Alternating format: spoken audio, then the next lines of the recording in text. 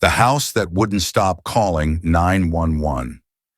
At 2:17 a.m., a 911 dispatcher answered a call from a house that had been empty for nearly 5 years. No voice, just breathing. Then footsteps. Then a woman whispering a name that had not been spoken since 1999. This is not a rumor or an internet story. It comes directly from emergency dispatch logs, police reports, property records, and archived investigation files from Dayton, Ohio. The address was 2147 Willowbrook Drive, a quiet two-story home in a suburban neighborhood where nothing ever seemed out of place until the night the house began calling for help. The first call came on March 3, 2004, at exactly 2:17 a.m. Dispatcher Karen M. answered. Her official log reads, "Open line, no verbal response, audible breathing, possible movement." When she asked if anyone was in danger, no one answered. But the breathing continued, slow and controlled, followed by the sound of footsteps moving across what sounded like hardwood flooring inside the home.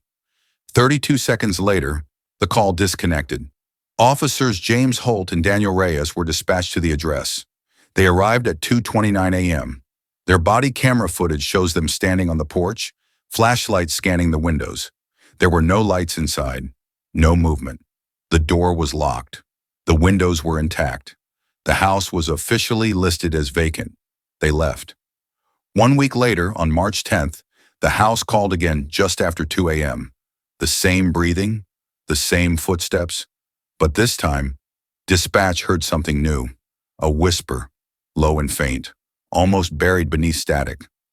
The dispatcher wrote, "Female voice," whispering a name, possibly Melissa. Police returned to the house, this time entering with authorization from the city. Inside, everything was covered in dust, furniture untouched. No food, no water, no electricity, no signs of anyone living there. In the master bedroom, officers found a corded landline phone unplugged from the wall. There was no active phone service to the house. There was no modem, no router, no wireless system, no way for any calls to be made. Yet the calls continued. Between April and June of 2004, the house placed 14 emergency calls. All after midnight, all with no visible caller, all with breathing, movement, and occasional whispering.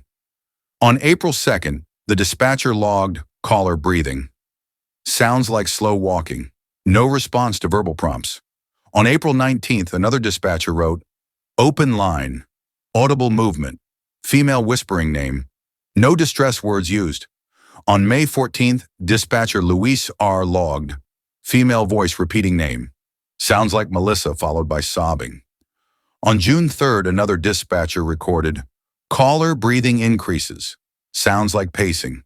Then silence. Police responded to every call. Every time the house was empty, no people, no animals, no signs of forced entry, no broken windows, no unlocked doors, no signs of tampering. Just an empty house that kept calling for help. By mid-June, the police department contacted phone technicians from the local carrier. Their findings raised even more questions. The copper wiring to the house had been physically removed at the street level.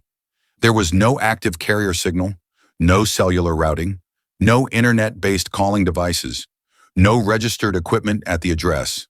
One technician wrote in his report, "Source of signal unidentifiable. Call routing anomaly. No infrastructure present to support call origination." In plain terms, the calls had no physical origin. Investigators then reviewed the original missing person case tied to the house. The homeowner was Melissa Carter, 38 years old, a medical transcriptionist who worked from home. She lived alone. She was described by neighbors as quiet, reliable, and routine-oriented. She vanished on November 12, 1999. Her car was found parked in the driveway. Her front door was locked. Her purse, phone, and wallet were inside. Her bed was neatly made. Her work computer was powered off. Her refrigerator contained food that had expired weeks earlier. There were no signs of a struggle. There was no note. There was no confirmed travel.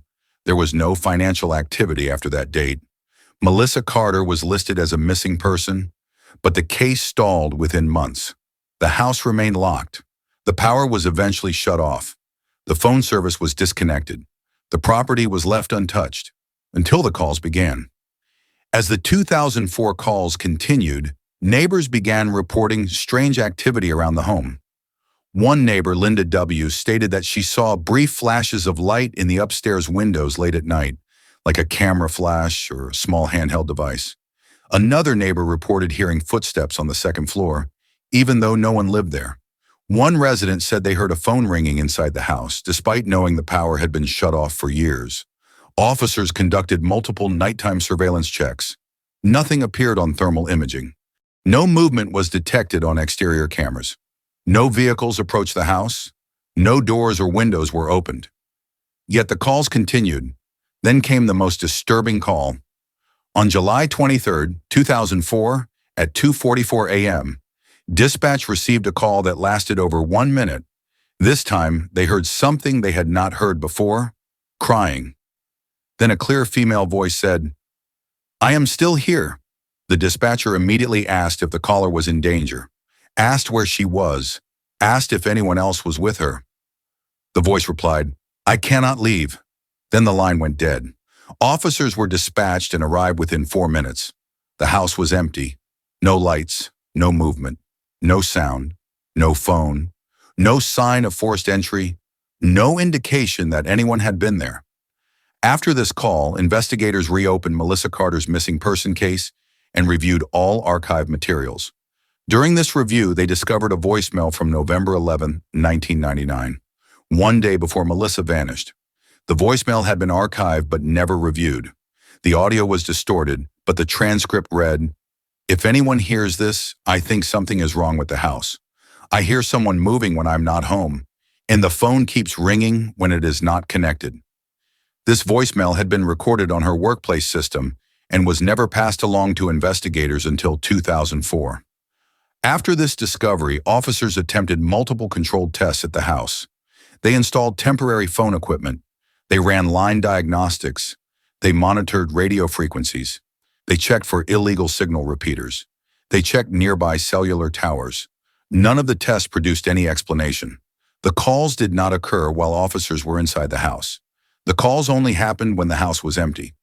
The final call came on August 31, 2004, at 2:03 a.m. This time, there was no breathing, no footsteps, no whispering, only static. Then faintly the sound of fabric brushing against something. Then a voice barely audible said, "Do not close it." The call ended. No further calls were received after that night. In October 2004, the Dayton Police Department officially closed both the 911 call anomaly investigation and the Melissa Carter missing person case, citing lack of actionable leads and no evidence of criminal activity. The house was later sold at auction in 2006. It was renovated. It was rewired. It was repainted. New phone lines were installed. New owners moved in. For nearly 15 years, nothing happened. Then on January 14, 2019 at 2:19 a.m., Dayton Dispatch received a call from a number that had not appeared in their system since 2004. The caller ID displayed 2147 Willowbrook Drive. The dispatcher answered. There was no voice, just breathing, then footsteps, then a whisper. "I never left." The call disconnected. Police were dispatched immediately. The current homeowners confirmed they had no landline, no internet call logs, and no devices connected to the house at the time of the call. No one was inside. No one had access to the house. No unauthorized entry had occurred. The call was logged. The case was reopened briefly. No explanation was found. To this day, the source of the calls has never been identified. No equipment, no device, no signal origin, no person. So the question remains, who or what was calling 911 from a house with no phone, no power, and no one inside? Was it a glitch, a technical anomaly, or was Melissa Carter still inside her home long after she vanished? And if she was, why was she still calling for help? And why did the calls only happen at night?